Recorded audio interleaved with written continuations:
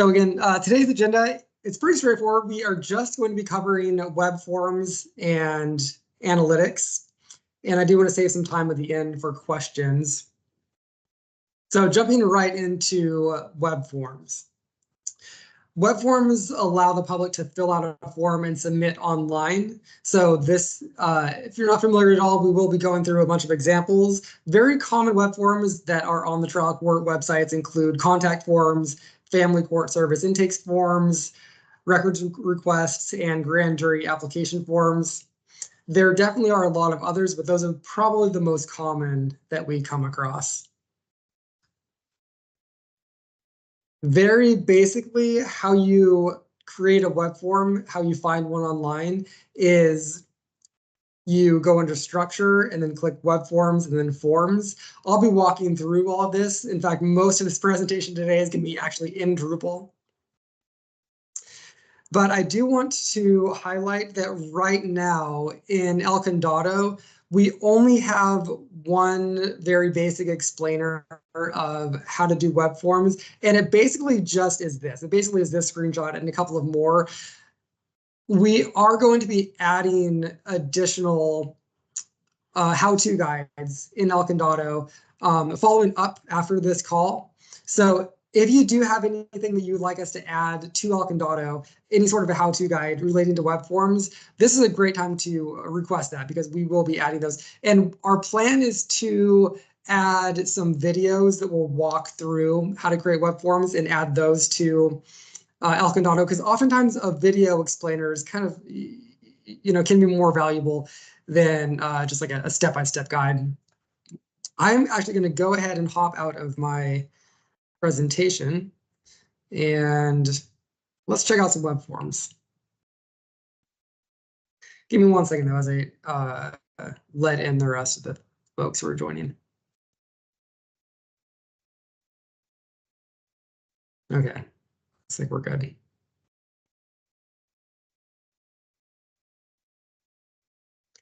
So here is a very basic web form that is hidden behind this disclaimer. You click the disclaimer and then the user will put in their location, name, email address, phone number, etc.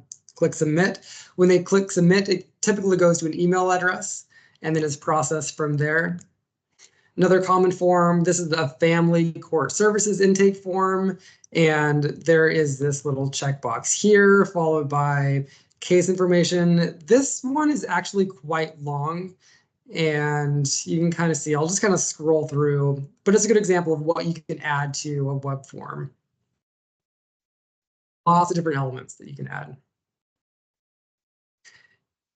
And this is maybe a good time to note that right now, web forms are kind of styled to be still effectively out of the box Drupal.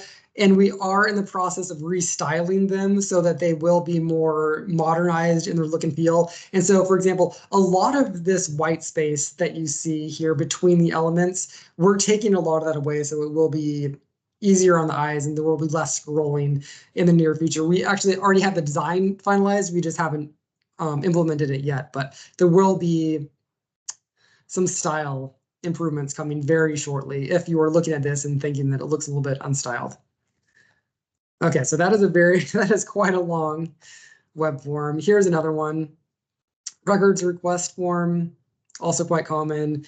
Drop down to the top, select, take some information, hit submit.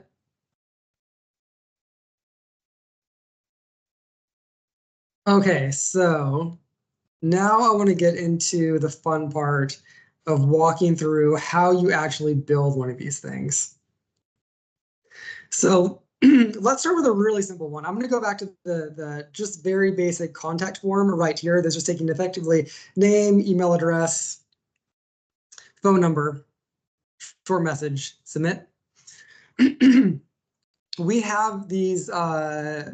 We have one of these built on El Condado. That is what I'm going to be walking through. So if you were going to look for web forms that are currently available on your website, Again, they live under the structure tab. It is structure, and then you click on web forms. And here on this website, just our model site, we have quite a few in various forms of being complete. Here's the basic contact form. This exists on a lot of websites. Again, it's just kind of like taking very basic information with a submit button. If I open this by clicking build, you'll see here are all the elements that live on this web form. And to show what this looks like on an actual page, let's go to a demo page. And this page right now, it just has a bunch of demo content on it. But let's say this is where you want to add this web form so that we can look at it. I'm going to add this particular contact form to this page by going into edit. And then web forms are going to be just another component. I'm sure you're all familiar with adding, body components or card components to a page. Same exact process. Just click on this drop down, go down to web form, click add web form. You can put in a heading if you want, lead text if you want. Here's the important part where you select which web form you want to add to the page. And I'm adding this contact form that already exists like this, and then click save.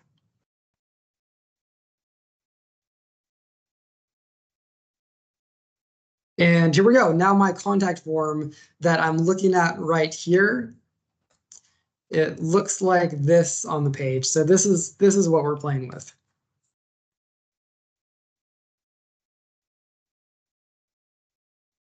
So when you are building a web form, I want to click into some of these just to see what they look like.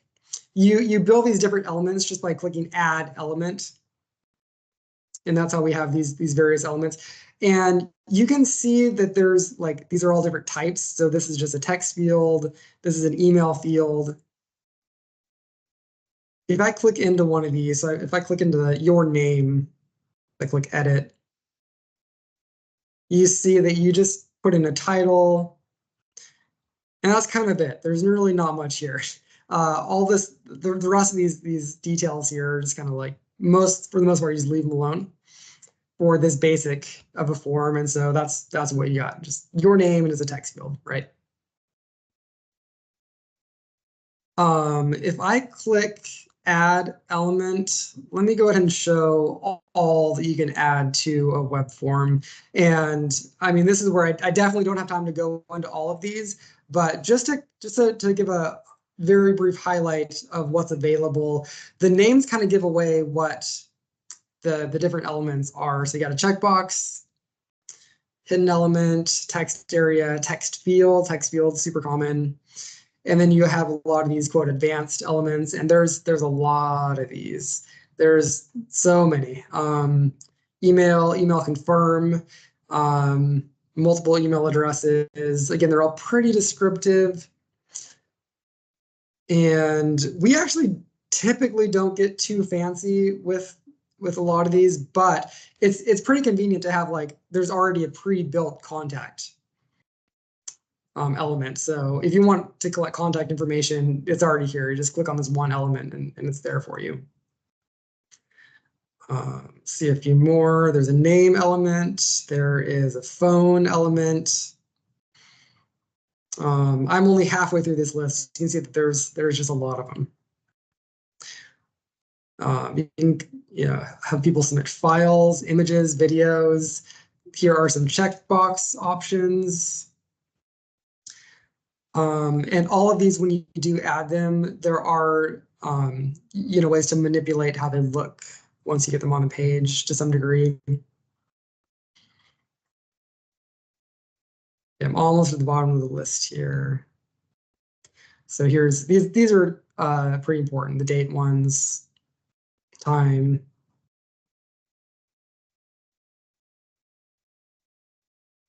And then finally the submit button, which also is used quite regularly. So that is a quick look at all that you can add to a web form. There is one question that we get quite frequently about building web forms. And this I definitely want to make sure that I cover today. So let me go ahead and cover how you do a conditional. And I think I saw one right here, right? Yeah, okay, so this is considered a conditional where you have this disclaimer agreement and the web form doesn't show up until you click it. So that's a little bit of conditional logic that they have happening here on Kern's site. So let me show you very quickly how you would do that.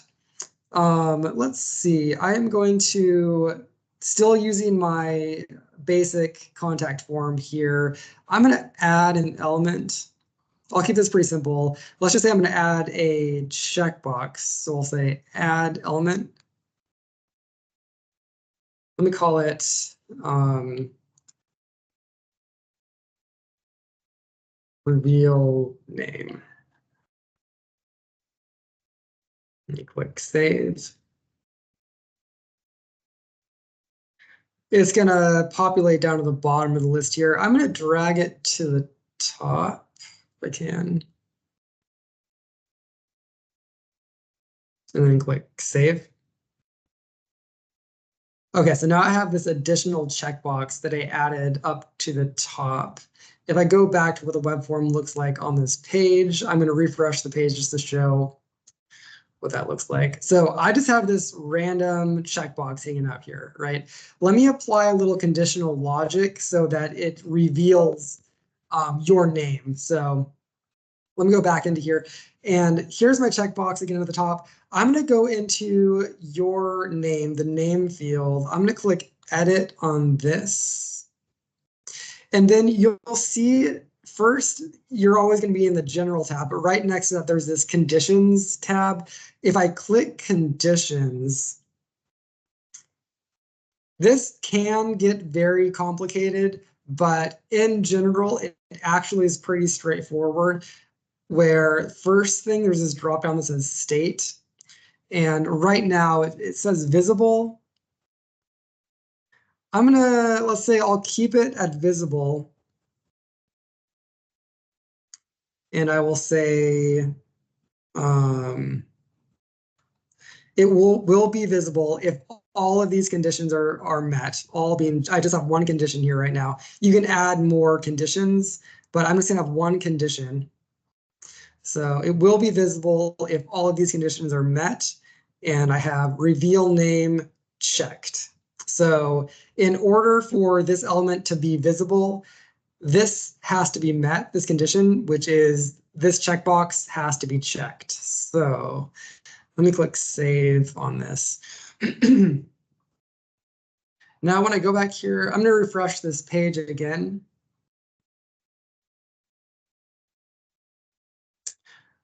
Okay, so right now you see that your name is now missing. That field is now hidden. But once I click reveal name, then it pops up again. And I could do the same if I want to do what they did with this web form where everything is hidden. I would just do that same process for those other elements until they were all hidden, until this one condition was met of clicking this checkbox. So maybe I'll go ahead and demo that just one more time with email. Let me click your email condition. This will be visible if the reveal name checkbox is checked.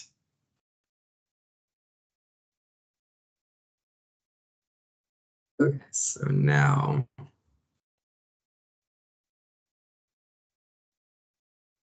both of those elements are missing until I hit the reveal name.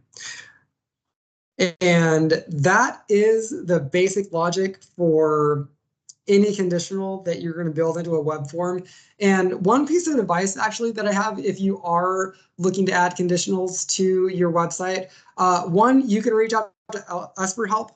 But also YouTube is a pretty great resource for this. If you just Google Drupal web form conditionals how-to, you're going to get a lot of YouTube videos that are going to walk through more complex scenarios. And that's something that we do pretty often, actually. Like oftentimes we get stumped on these things because we don't do these terribly often. I actually haven't built a web form in a number of months. So unless you do these all the time, you do kind of forget how to build these. So, Google is a great resource for this. What you might find in videos, if you are Googling how to play around with web forms or conditionals in Drupal, sometimes it will look a little bit different in those demos on YouTube, but the functionality should be about the same. So I'm going to go back into here, and I am going to actually remove these conditionals just by making this blank. And then we should be good.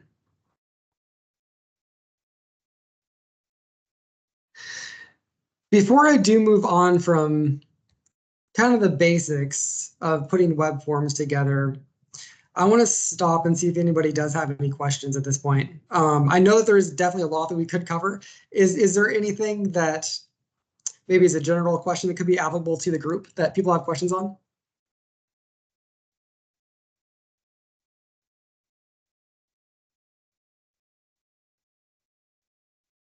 Nothing so far. Okay. Do stop me if something comes up. Hi, Peter. Hey, Peter. We have a few questions in the chat. Oh, great. Okay. Thank you for reminding me about the chat. I did have a question, Peter. Okay. You had helped me. This is Neil from the Tillery Court. You'd helped me last week about trying to do a conditional, but it wasn't a form we were creating. It was kind of like a landing page kind of thing to continue on to another website. And you had drafted one, but I think where it got a little bit unclear to me is the formatting for the form seemed different than say everything else, and it was it was very small, and it didn't really seem like a natural kind of thing. I don't know if you can remember that, but I was kind of curious of, like how do you do the formatting to kind of make it look like, say, a page or a landing page, or even if that's even necessary. I do remember. Okay, so I think I can maybe on the fly help with this. So if you Okay, so I think, yeah, this is what was happening with, there was a web form on a page that had, let me see if I can maybe I can demo this actually. So you can kind of see that my first reveal name thing here, if I scroll down in here, I see where I can change the element description. So let me put some text in here.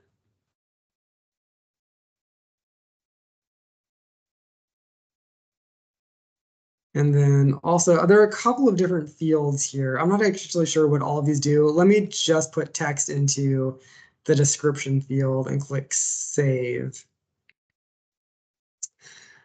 Then if I refresh this page,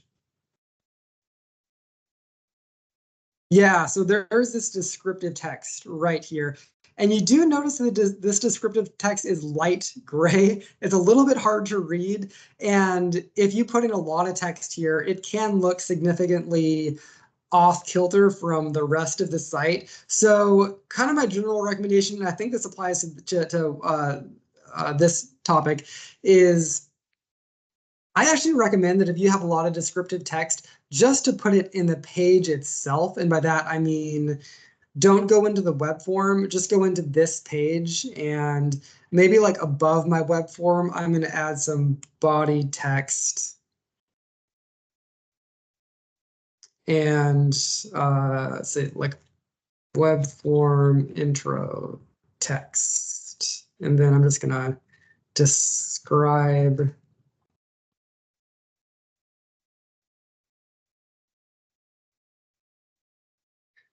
So then when I click save here, this text is going to be the full black text that is normal for the other website text compared to this.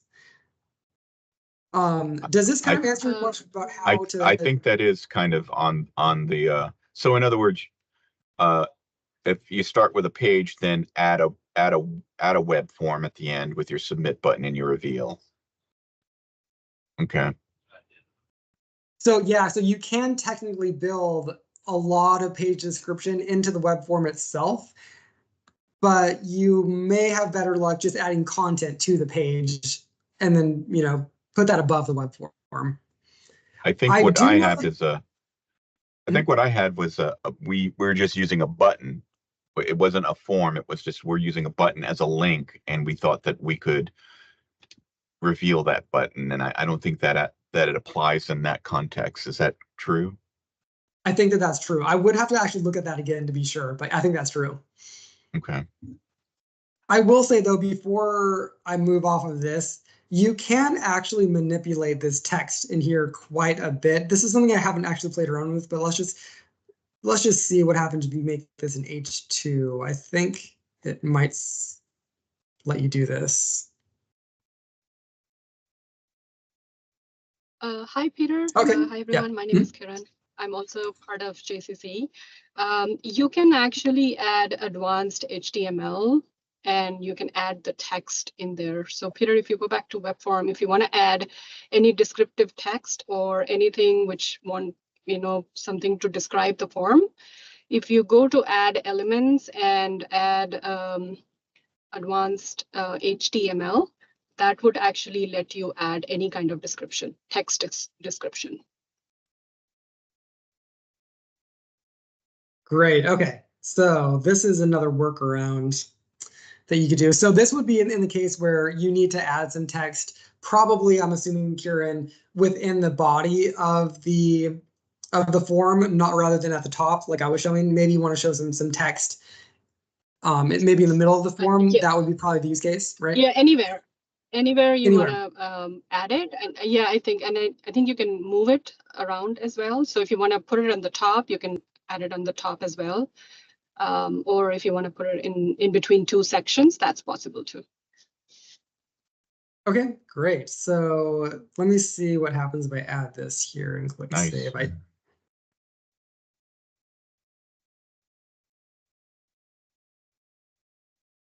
Okay, yeah. So this is normal text appearing right here. So thanks, Kieran. Yeah, that's perfect. Yeah.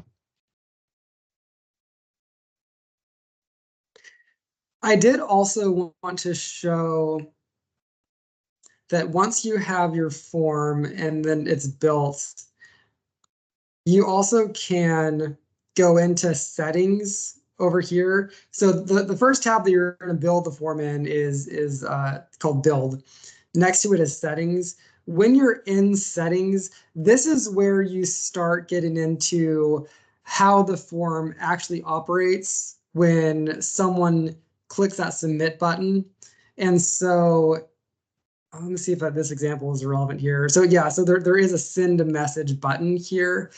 You are going to set up what happens next in the settings and then email handlers right here. So Jeff Faust set this up a while ago so that when someone submits this form, and there's a conditional here, which I believe is set so that if they select the criminal department, I think in this form, let me just show this.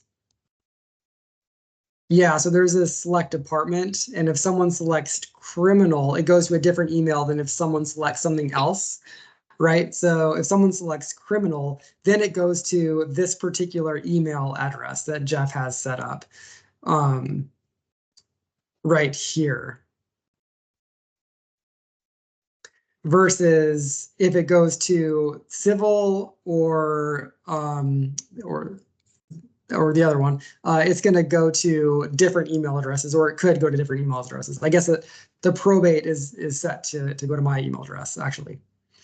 So that is how this also does get kind of complicated if we do have a couple of courts that have, 10 departments or so, that each time someone selects a different thing, it might go to this department, or if they select different things, it goes to a different department. It can get really messy and really complicated, but this email handlers field lets you set all of that up so that the correct people receive the form. And this is something that we actually do get questions on quite a bit. We probably have to take it on a case-by-case basis to get to the bottom of any issues that are happening here. But yeah, I mean, this field is where you're going to fix any issues. If the correct person is not receiving the form, in other words, you're going to come back here. And then also under settings, you can check out the submissions. I actually want to show, let's see.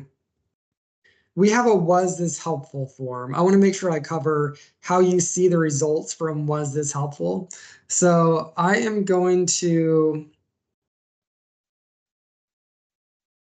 oh yeah, okay, here's the site. I'm going to go back to my main page for web forms. And your was this helpful right here is just a web form itself. And by the way, while I'm on the topic of talking about was this helpful, do keep in mind that we didn't necessarily intend for this to be up in perpetuity. So if you have found that this no longer is useful, or you've gotten what you need to get out of this, let us know and we can remove this for you. We've had a couple of courts reach out and say that they're ready to have this removed, and they're receiving communications from the public just on their basic contact forms, and that's totally fine. So if this is becoming a nuisance rather than a benefit, let us know and we can remove this. But while we are in web forms, I do want to show, if you have not been checking the was this helpful submissions, you do that by coming in here to your web forms area, clicking open on the was this helpful form. And then in settings, you can check your submissions. Or I think this is right. Might be results. Let me check. Let me go to results. Okay, here we go. So it's results. And this is the Alcondado website. So there aren't really many people that are submitting anything just for tests. But if you have had your was this helpful button up for a while, you probably might be surprised how many submissions you've gotten. So I do recommend going in here and checking these out if you have not been checking them regularly. Occasionally, my team does go in and review these, and we'll let you know if we see anything that's urgent. But we don't necessarily have the bandwidth to do that too regularly. But so this is where you will see people's feedback, and you have to scroll across here. At the end of this, it's going to say, was this helpful? People say yes or no. And then here's a feedback area. And the public does actually offer feedback pretty often, and people actually do fairly often put in an email address to get back to people if they have a valuable comment that requires attention. So when you are back here, there also is the option to download. So if you have maybe several hundred responses to was this helpful and you want to put it in a spreadsheet, you can very quickly do that just by clicking on download.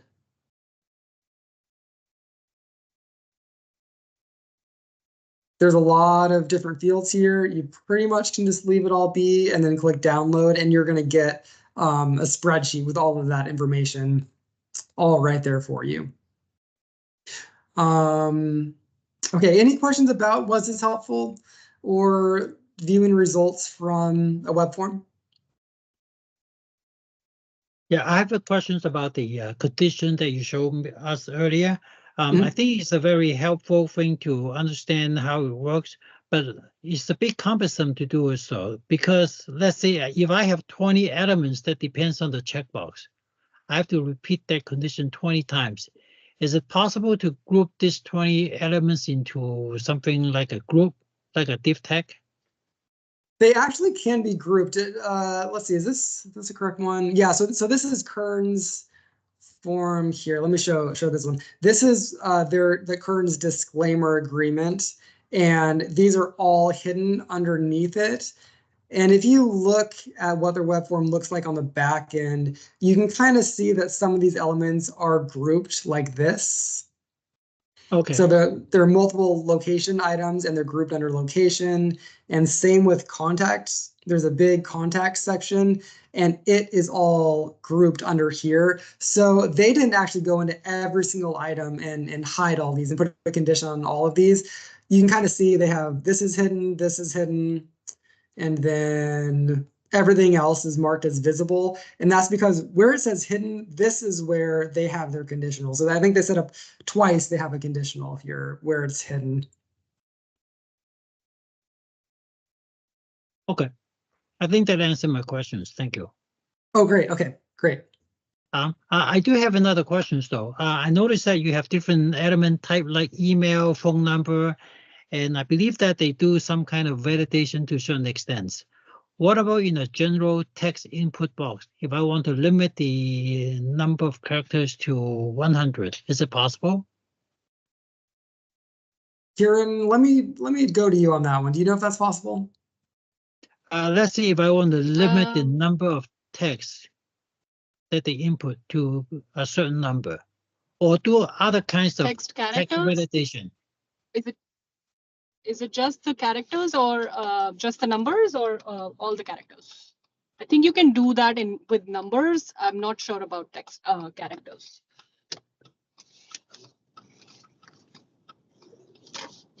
Was I audible, Peter?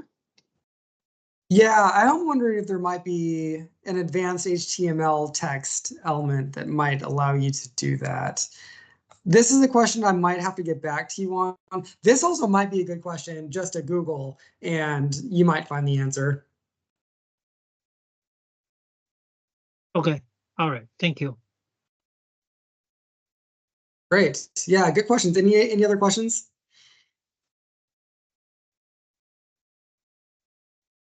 This is one of these things, one of the parts of the site that the general recommendation is just to play around with it. That's basically how all of us learned how to build these. We didn't really have any instruction manuals or anything like that. We just kind of built these things. And some parts of it are definitely not intuitive. I've actually found the most of the hard part comes in with the email handlers. That's where it gets kind of tricky in my mind.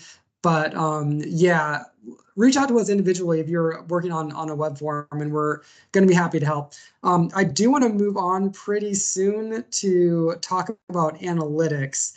But before I make that hard pivot to the next section of the presentation, yeah, any other last minute questions?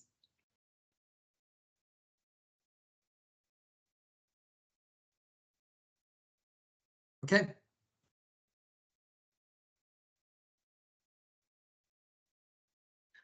All right, looks like I hit was this helpful. Next, I want to move on to the second part of the presentation, which is talking about analytics. So all of the trial port websites at this point should be set up with Google Analytics. And in addition to having access to analytics, we also have put together dashboards using Looker Studio, which is a Google product. And those dashboards allow you to look at the top line analytics for your website, and then you can view it on the web, or you can set it to appear in your email on a recurring basis. So a lot of people will just set it so that their Looker Studio dashboard will show up in their email at the beginning or the end of the month, and then they can just kind of quickly check it out. I'll show you how to do that today if you haven't already. I do have one very big important note here. Folks probably are already aware of this, but Universal Analytics, which is what we've all known and loved in Google Analytics from the beginning, is going away in July. And Google is moving to a thing called GA4, Google Analytics 4.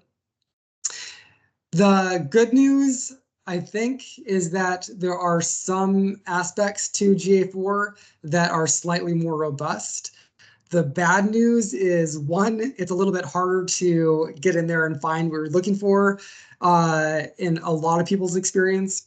And also, two, it's going to make it so that all of the analytics data that we have been looking at going back in time is going to, for the most part, completely go away. So we're going to lose a lot of backwards looking data in July when Google makes this hard pivot. So if you are looking to pull up any reports that might go back 5 or 10 years, right now is the time to do that. Otherwise, all of that data may be impossible to dig up in the future, starting in July.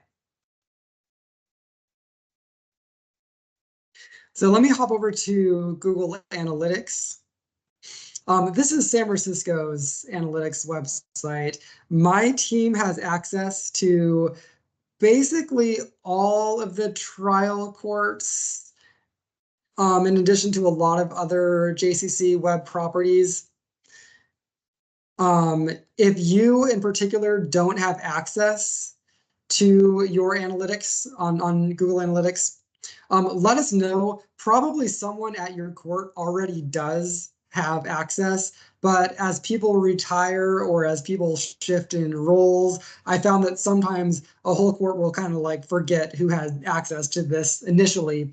And so some people try to log in and they find that they don't have the correct email address. Let us know if you are in that situation and we can work with you to make sure that you can access your own Google Analytics. For the most part, you guys all set this up yourselves and gave us access, so you should be the true owners of your GA account. But, you know, as I mentioned, weird things happen and sometimes people lose access to their accounts. But we don't actually terribly often go directly to Google Analytics to look up analytics questions. Oftentimes we do just go straight to Looker Studio. It's just more user-friendly for looking up headline data. But this is where things get a little bit weird with the transition that's happening in July. This is what San Francisco's website or Looker Studio dashboard looks like right now. It lost all of its metrics because of the Google transition. And this isn't just San Francisco. A lot of sites, I mean, actually all of them have lost access to their data like this. So my team is slowly in the process of rebuilding all of these, and it's taking a little bit of time. So if you happen to go onto your Looker Studio dashboard today and everything is broken, don't freak out. It's actually not our fault. It's Google's. So and we will be getting to your website to fix it. If you log in a couple of months though, and if your analytics dashboard still is not working and still looks like this, definitely shoot me an email and we'll jump on it. We're trying to get through all of them, but it's taking a little bit of time. It should look more like this. So this is Calaveras' analytics dashboard, where all of their metrics are still loading, and a lot of the basic metrics are presented here. It should show the top page views like this. And then towards the bottom of the dashboard, you'll see a couple of other charts. One thing that I will note is that as we are rebuilding these dashboards or building some from scratch, sometimes that's just easier. A lot of times we're actually simplifying these. There's sometimes we've been told an overload of information here, and sometimes people just want to see some user engagement, some views, and maybe a couple of other metrics. Sometimes this can just be simply too much to look at, and it becomes meaningless to a lot of people who don't look at analytics for a living. If that's the case, let us know. We can always simplify your dashboard and customize it to your needs.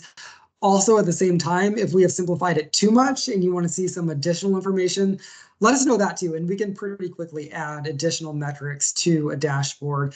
But the important thing to know about is once this thing is up and running, it really is all about just checking it consistently so that you start to get a handle on what to expect from the metrics so that if anything happens to the website metrics, you'll know what to look out for if something is wrong with the site. This is like a great place to see if something is wrong with the site. If all of a sudden you get 0 traffic to your traffic page or to your jury selection page, that might mean that something is going wrong with the website. Not that that happens often, but it's nice to see that all of your top pages are still getting the amount of traffic that you expect them to be getting. Or for that matter, I mean, here's a really great use case for analytics. If you have a job posting on your website and you want to get people to click on that job posting, a lot of times people will just put the posting on maybe their homepage and say, this is the highest profile place we can put it, we're good to go. And then they're depressed when no one actually clicks on their job posting page. We've actually found that a lot of times the public doesn't necessarily land on your homepage. And even if they do, the people who do land on your homepage, they might not be the crowd who's looking for a job. Oftentimes people who are looking for a job, they might Google Calaveras County Court job, and then they're going to be taken directly to your employment page, right, where they might find that job posting, and they might bypass wherever you might be posting your other links to your job opening. So analytics can be a really useful tool for seeing if the place where you posted something like that is working and is getting any clicks or not. And you can do a little bit of a A/B testing or trial and error and see where you can best put on your website a job posting, for example, to make sure that the correct audience is finding it and clicking through. And you will know what's working based on what you see back here on what pages are getting viewed. Okay, but in terms of seeing this and not forgetting about it, I do really recommend, once we give you access to your site, your dashboard, if we haven't already, you can come in here, click on share, and then you can download this as it exists. You can get the link so that you can check it on your own time. And maybe this is actually a good link to add to your favorites on your browser. But also importantly, if you can click on schedule delivery, this is where you can set this up to every month just go to your inbox reliably, so that the first of every month you get this in your inbox, and then you know that it's time to check your analytics for the month, that sort of thing. And if you don't have the time to look at this, find someone on your staff. There oftentimes courts have 1 or 2 people who are actually interested in looking at analytics. Find out who those people are and have the inbox, or have their inbox receive this on a monthly basis. And I think that it will become a valuable resource to you. Let me stop there and see if there are any questions that people have about dashboards or analytics.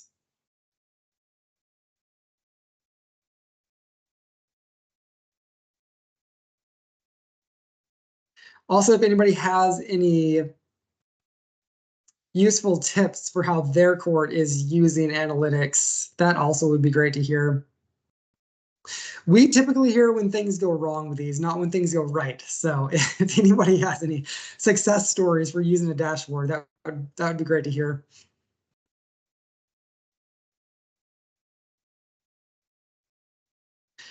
And if not, we have about 10 minutes left on the call. Let me go ahead and open it up to general questions and see if anybody has any general questions or feedback that they'd like to bring to the table.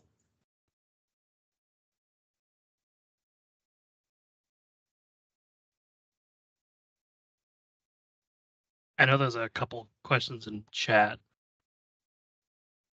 Okay, so I see one question from April. How do we get access to the dashboard?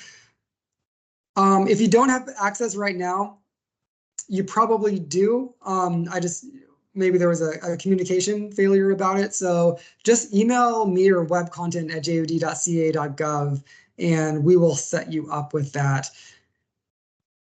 Probably, if you haven't heard from us about this in a while, you might be in that camp of you have a dashboard, but the analytics broke because of the Google's update. And so we might be in the process of rebuilding it. But yeah, if you don't right now have a link to a dashboard, just let us know and we'll set you up with that.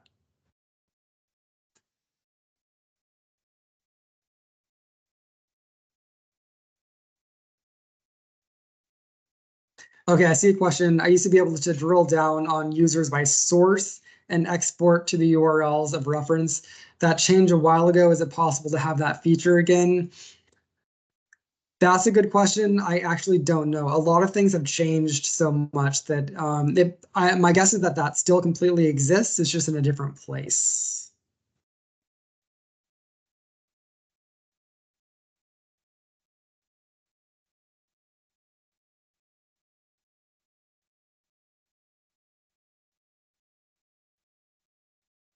Okay, and we have a couple of things to maybe follow up with offline, it looks like.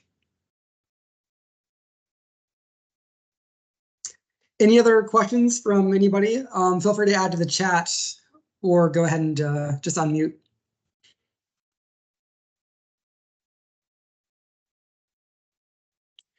And if not, we will be sending out the recording of this presentation.